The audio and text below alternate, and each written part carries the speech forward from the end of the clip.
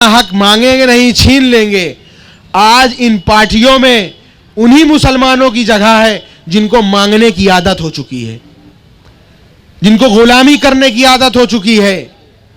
आप वो कलमा गो हैं जिनको गुलामी की ना आदत कभी सिखाई गई है, ना सिखाई जाती है। और ये खून मुसलमान के अंदर कलमा ऐसी ताकत लाता है कि अपनी एक ताकत को एहसास करिए, अपनी ताकत को एहसास करिए। जो खतरा मंडरा रहा है वो हम सब पे मंडरा रहा है। ये यहूदियों की एजेंसी है, ये पॉलिसी है। आप ही के बीच में डालेंगे, आप ही का भाई कहेगा कि वोट कटवाएं। 21-22% जो समुद्र है वो नदी नालों में जाके नहीं मिलता है। जो नदी नाले हैं वो आते हैं समुद्र में। आप मजबूत हो जाएंगे तो आपको नहीं देखना पड़ेगा कि फला सीट पे बसपा का वोट कितना है, सपा का वोट कितना है, कांग्रेस का वोट कितना है। आप मजबूत हो जाएंगे तो वो आपके पास आएंगे देखने के लिए कि फला सीट पे मुसलमान कितना है। जो खतरा मुसलमानों पर है, ना तो वो बिरादरी पूछ के आएगा, ना फिरका पूछ के आएगा। आज मुत्तहिद नहीं होंगे, कल को बैरिस्टर असदुद्दीन ओवैसी जैसा आदमी नहीं होगा, तब आपको एहसास होगा कि आज कोई नहीं हमारी आपकी आवाज उठाने के लिए, तब एहसास होगा। अभी आज आपके सामने मैं उस शेर को, बल्कि क्या शेर तो वो है जिनको पूरा हिंदुस्तान शेर के नाम से जानता है, जनाब अतीक अहमद साहब। उनके फर्जंद आपके सामने आने वाले हैं तो आपको देखकर ये एहसास होगा कि शेर के बच्चे को दहाड़ना नहीं सिखाया जाता। वो और लोग होंगे बिकने वाले और डरने वाले, लेकिन ये जमात, ये शेरों की जमात, इन्होंने मजलिस के परचम को थामा और बैरिस्टर असदुद्दीन ओवैसी साहब की आवाज को मुल्क में उठाने का बीड़ा लिया। इनको बुलाता हूं इस एक शेर के साथ कि अपने मयार से नीचे तो मैं आने से रहा, अपने मयार से नीचे तो मैं आने से रहा, शेर भूखा ही सही घास तो खाने से रहा। जनाब अली अतीक अहमद साहब इनका इस्तकबाल करें। मेरे बड़ों, मेरे साथियों, अस्सलाम वालेकुम। इलाहाबाद से और कानपुर का जो रास्ता है ज़्यादा दूर तो नहीं है। एक टाइम आए थे हमारे वालिद यहाँ से विधायकी का चुनाव लड़ने, और अखिलेश यादव को ये बात खल गई कि यार देखो ये तो इतना बड़ा नेता है, अगर कानपुर में अड्डा बन गया तो जिस तरह इलाहाबाद के आसपास की सारी सीटों पे अपने भाइयों के, अपने मुसलमानों को हक दिलाता चला आया, वैसे ही यहाँ पर भी आसपास में ये गढ़ बना लेगा तो धीरे धीरे पूरे यूपी में इकट्ठा हो जाएगा। और मेरे वालिद, जब मैं छोटा सा था तो मैं ये सुनता भी था कि मेरे वालिद के दोस्त जो है, जो साथ में बैठने वाले थे, वो कहते थे कि आप अपनी पार्टी बनाइए, आप अपनी पार्टी बनाइए। तो वो ये कहते थे, धीरे से कहते थे कि बीजेपी को फ़ायदा होगा हम अगर अपनी पार्टी बना लेंगे, तो मुसलमानों की पार्टी कहलाई जाएगी और बीजेपी फ़ायदा पहुंच जाएगा। और आज यही चीज़ का वो मलाल करते हैं और अफसोस करते हैं। जेल में बैठ के इसी चीज़ का अफसोस है कि आज उन्होंने अपनी पूरी ज़िंदगी ये सापा के पीछे चलते चलते बिता दिया, और जिस तरह से दूध में से मक्खी निकाल के फेंकी जाती है, इसी तरह मुसलमान फेंक दिया जाता है। अगर इनके लिए आपके ऊपर किसी तरीके का मुकदमा, किसी तरीके की बात अगर आ जाती है तो ये आपसे पल भर नहीं लगता, ये पीछा छुड़ाने लगते हैं। आप इन लोगों के लिए अपनी जान दिए जाते हो, अपना सब कुछ भूल जाते हो, घर बार कारोबार सब भूल जाते हो, इनके लिए अपनी जान देते हो। एक बार आप इस चीज़ को एहसास करिए कि उत्तर प्रदेश में 116 सीटें ऐसी है जहां पर मुसलमान विधायक बनाता है, मुसलमान के वजह से विधायक चुने जाते हैं, और महज 22 से 23, 25, 30 विधायक बन के जाते हैं। और वो आवाज़ जो है उन पार्टी के जो राष्ट्रीय अध्यक्ष होते हैं वो गाइडलाइन देते हैं पार्टी की तरफ से, और वो आवाज़ मुसलमानों के हक की जो आवाज़ वो उठा सकते हैं उसको दबाई जाती है। जब आप इस तादाद में हो कि उत्तर प्रदेश में आपके बिना सरकार नहीं बन सकती है, तो आप क्यों नहीं अपनी ताकत एहसास कर लेते हैं? आपको एहसास करना पड़ेगा। हमारे जो बड़े यहाँ बैठे हैं वो जिंदगी भर सपा, बसपा, कांग्रेस को देते चले आए वोट।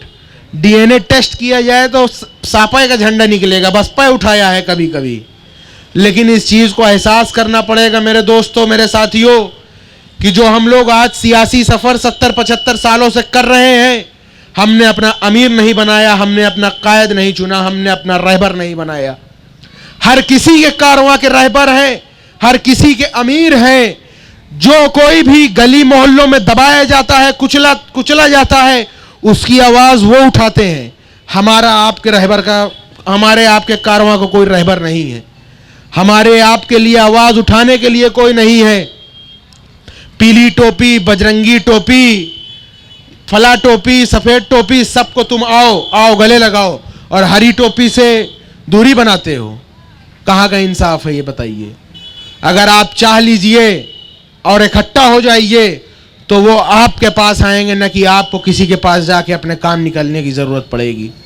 आज ये हकीकत है, सबके अंदर ये चीज है कि कहीं ना कहीं अपनी दुकान चलाने के लिए, अपने मुकदमे से बचने के लिए, अपने आप को हिफ्ज़ अमान में रखने के लिए किसी गैर के पास जा करके उससे बात करना पड़ता है कि आप फला थाने पे फ़ोन कर दीजिए, फला जगह फ़ोन कर दीजिए। थोड़ी बहुत उसकी हाँ में हाँ मिलानी पड़ती है, उसकी बात मानना पड़ता है। ऐसा बनना पड़ता है कि गुलाम बन जाना पड़ता है। आप अपने भाई को जिस टाइम मजबूत करेंगे, उस टाइम आपके एजुकेशन की बात होगी, आपके हिस्सेदारी की बात होगी, आपकी ताकत को बढ़ाने की बात होगी। पंचरों की दुकान पर, ऐसी दुकानों पर बैठना बंद है, बंद करना है। एक इंस्टीट्यूशन खोलना है जिसमें मुसलमान के बच्चों को दाखिला दिलाया जाए, उनको एजुकेट किया जाए, उनको नौकरियां दिलवाई जाए। जो आज बिहार में जिस लिए काम शुरू हो रहा है, तेलंगाना में होता चला आ रहा है, वही काम उत्तर प्रदेश में होगा। इस समय एजुकेट होने की बहुत ज़रूरी है। किसी गैर को ताकत मत बनाइए, ताकतवर मत करिए। जो आपका कलमा गो भाई है उसे ताकतवर बना लीजिए, तब आपके हिस्सेदारी की बात होगी। मेरे वालिद कहते चले आए, आज इसी बात का अफसोस कर रहे हैं कि मुसलमानों को चाहे जितना ये लोग दिखा दें, ऊपरी दिखाते हैं, अंदरूनी खुश नहीं होते। सोचते हैं कि ये कमज़ोर ही रहें, अंदर से खाली ही रहें, देखने भर को रहें बस। क्योंकि जिस टाइम ये ताकतवर हो जाएंगे, ये अपना हक छीन लेंगे। अपना हक मांगेंगे नहीं, छीन लेंगे। आज इन पार्टियों में उन्हीं मुसलमानों की जगह है जिनको मांगने की आदत हो चुकी है, जिनको गुलामी करने की आदत हो चुकी है। आप वो कलमा गो हैं जिनको गुलामी की ना आदत कभी सिखाई गई है, ना सिखाई जाती है।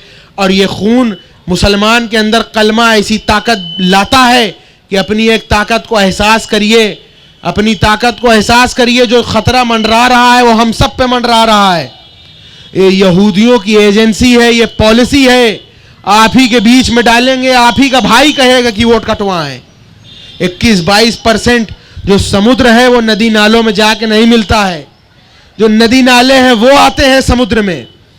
आप मजबूत हो जाएंगे तो आपको नहीं देखना पड़ेगा कि फला सीट पे बसपा का वोट कितना है, सपा का वोट कितना है, कांग्रेस का वोट कितना है।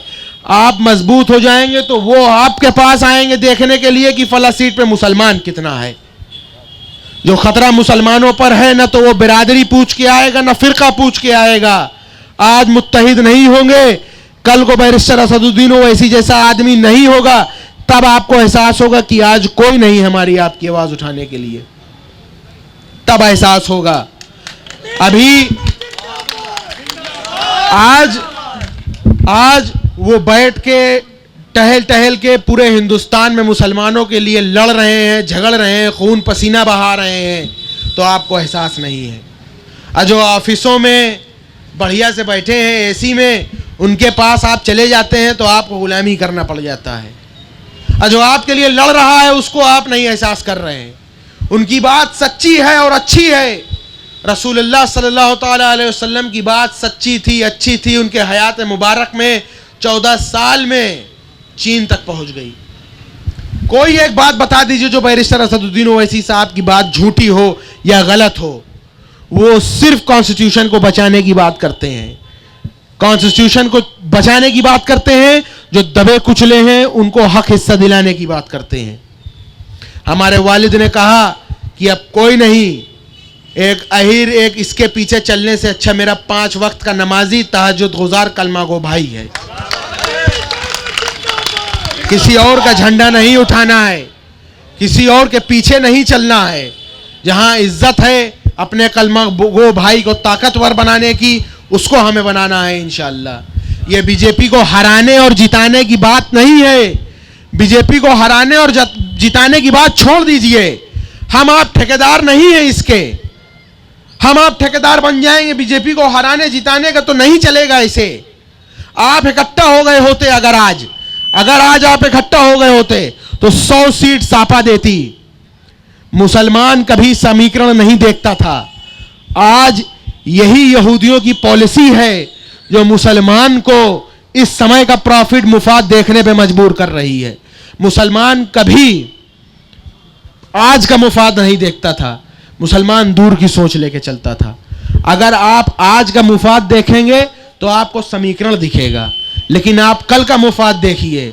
कल का मुफाद देखेंगे तो आपके हक हिस्से की बात आपको खुद लड़ के मिलने की बात होगी।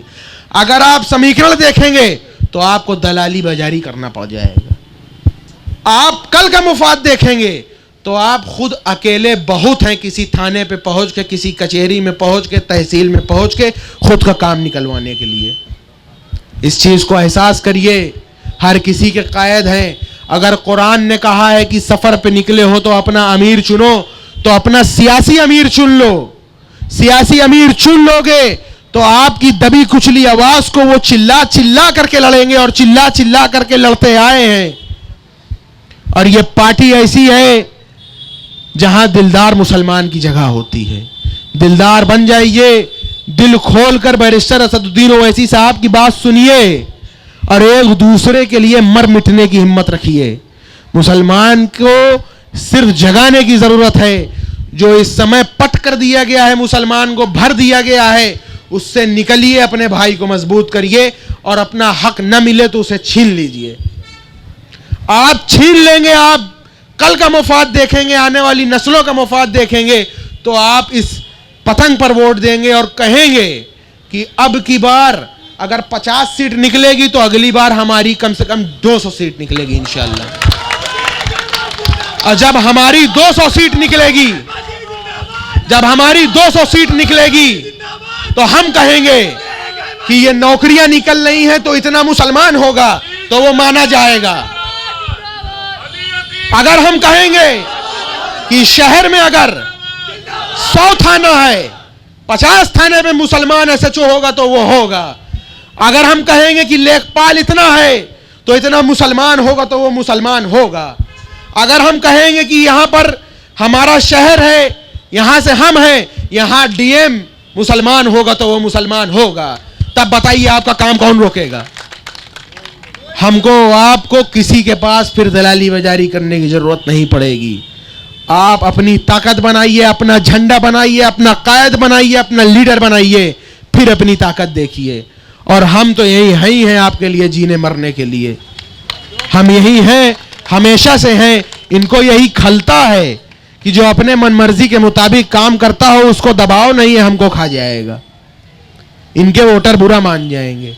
आज हमको स्टेज से चढ़ने से रोका जाता है, हमारे मसाइल पे नहीं बोला जाता है।